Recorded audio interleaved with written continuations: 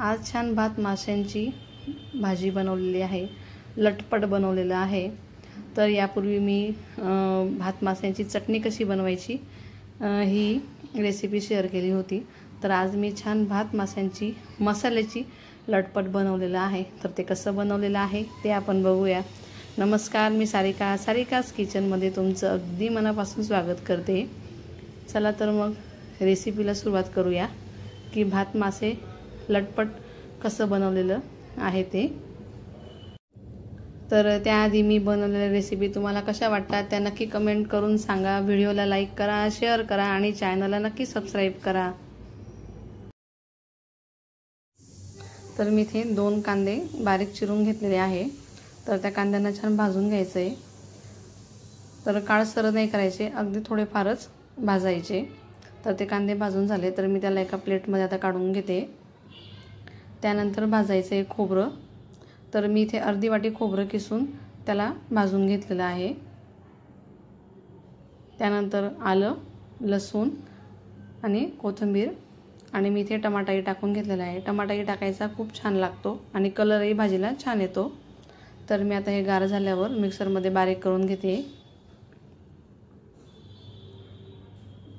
तर त्यात थोडं पाणी टाकून बारीक करून घ्यायचं आहे। तर हे अशा पद्धतीने बारीक करून घ्यायचं आहे। तर मी आता इथे कढई ठेवून घेतलेली आहे। तर कढईत तेल टाकून घेते। 4 ते 5 चमचे तेल टाकून घेतलेलं आहे। आता तेल छान गरम झालं की त्यात मसाला टाकून घ्यायचा आहे।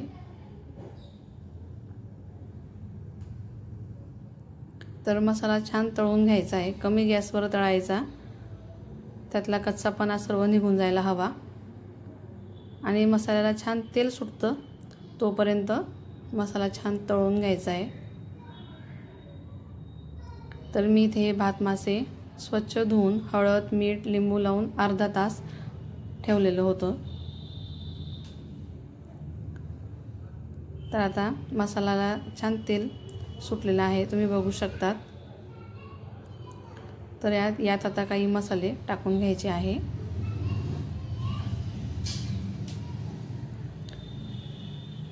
तर त्यात आता टाकून घ्यायची आहे लाल मिरची पावडर। तर मी इथे 2 चमचे टाकून घेतलेत। त्यानंतर हळद, धना पावडर 2 चमचे,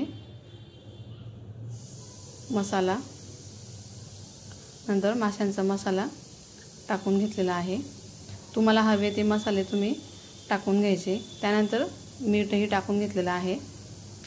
मीठ मसाल्यातच टाकायचं म्हणजे छान मसाल्याला चव येते। आता हे छान मिक्स करून झालं की यात थोडंसं पाणी टाकून घ्यायचं आहे म्हणजे मसाला खाली लागणार नाही आणि मसाल्यालाही छान तरी येईल म्हणून अगदी थोडंच टाकायचं। तर मी तेच भांड्यातलं पाणी टाकून घेते।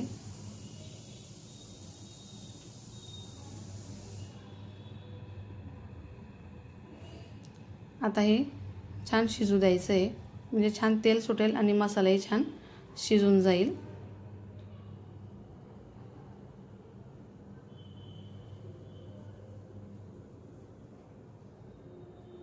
तर तुम्ही बघू शकता की मसाल्याला छान तेल सुटतंय।